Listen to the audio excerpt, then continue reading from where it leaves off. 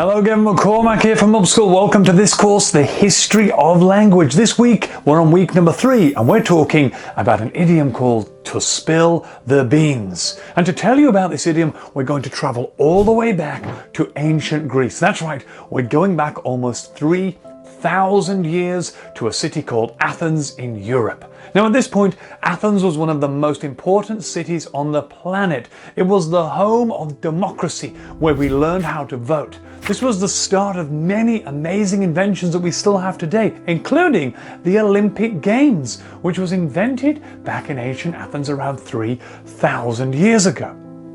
Now, in order to tell you about this idiom, I have to give you some insights into what life was like back in ancient Greece 3,000 years ago.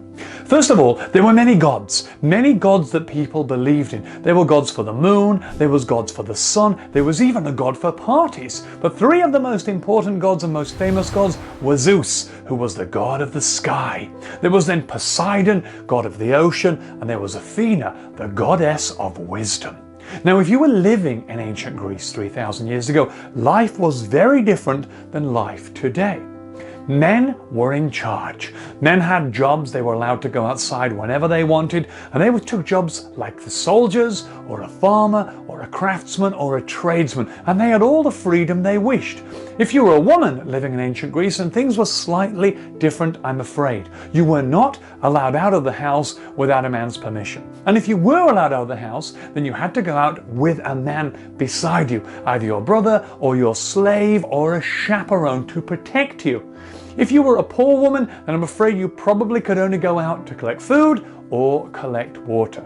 But if you were living in the house, life was really, really interesting. For children, they were to be seen and not heard. They were to be busy playing with each other and not really interacting with the adults. If you were a rich man living in ancient Greece, then you would usually be entertaining your friends in a separate room, with a slave entertaining you while the women and children were in another room.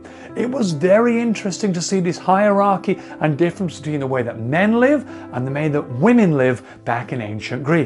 Now, if you were a child, this was really, really interesting. Only boys could go to school.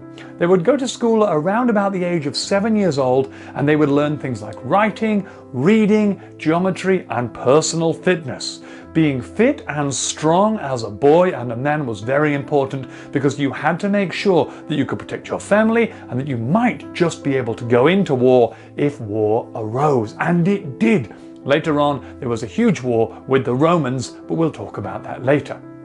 If you were a girl in ancient Greece, things were a bit sad, unfortunately. There was no school. All you had as your prospect was learning from your mother, your auntie, or your sister about doing things like weaving cloth, or making clothes, cleaning the house, or preparing food. Education and school, I'm afraid, was not a thing that was available to you. Now, in terms of daily life in ancient Greece, there was something that was really important.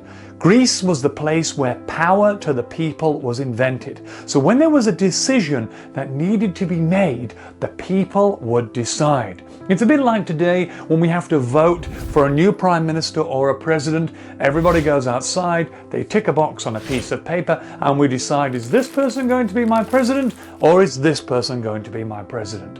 Now, in ancient Greece, it was like that, but it was a slightly different process. You see, there were so many people that we wouldn't let one person decide. A huge group would decide what's going on or not, and we would do this using beans.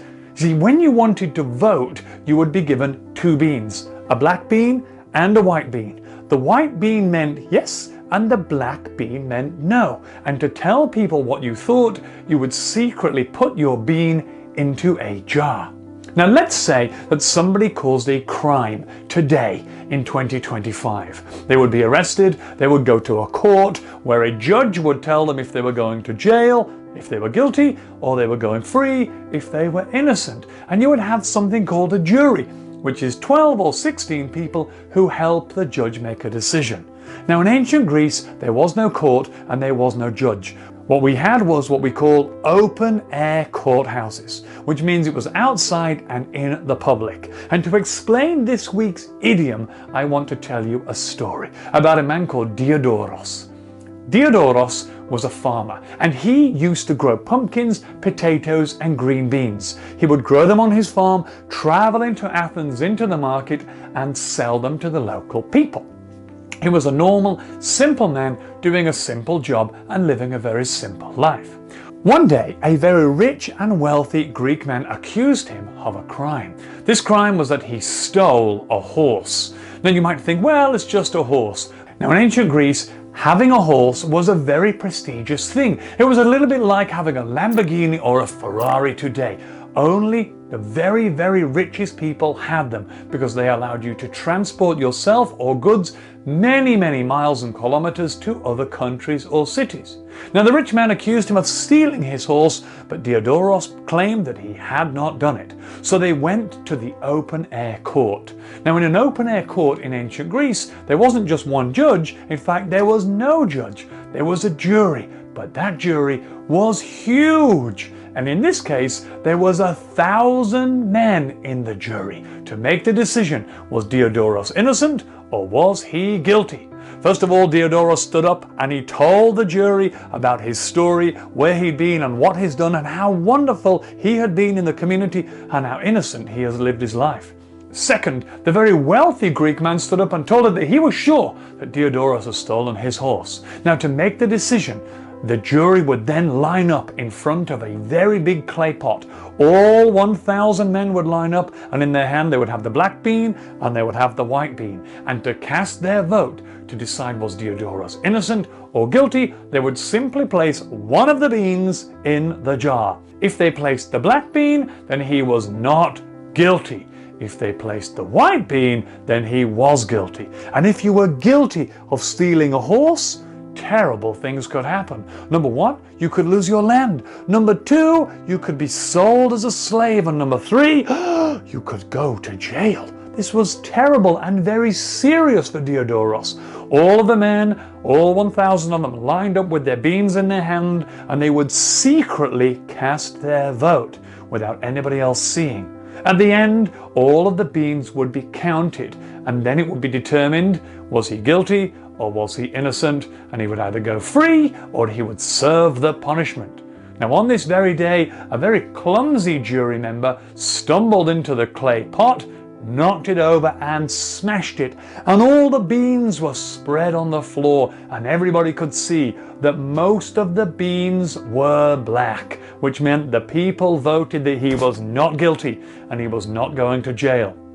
And they saw the result before they had been counted, which means they'd spilled the beans. The man had knocked over the jar and the result had been spilled before anybody had had a chance to count.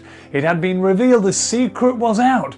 Now today we use this saying all the time in our normal language. We say, hey, by the way, I've got a birthday present for your sister, but don't you dare spill the beans. By the way, we're going on holiday to Barbados next year. Don't tell your mum, do not spill the beans. And what it means is, do not reveal the secret. But this saying, this idiom is 3,000 years old, and it tells us a lot about how people used to live compared to how we live today. It's an amazing tale, I'm sure you'll agree.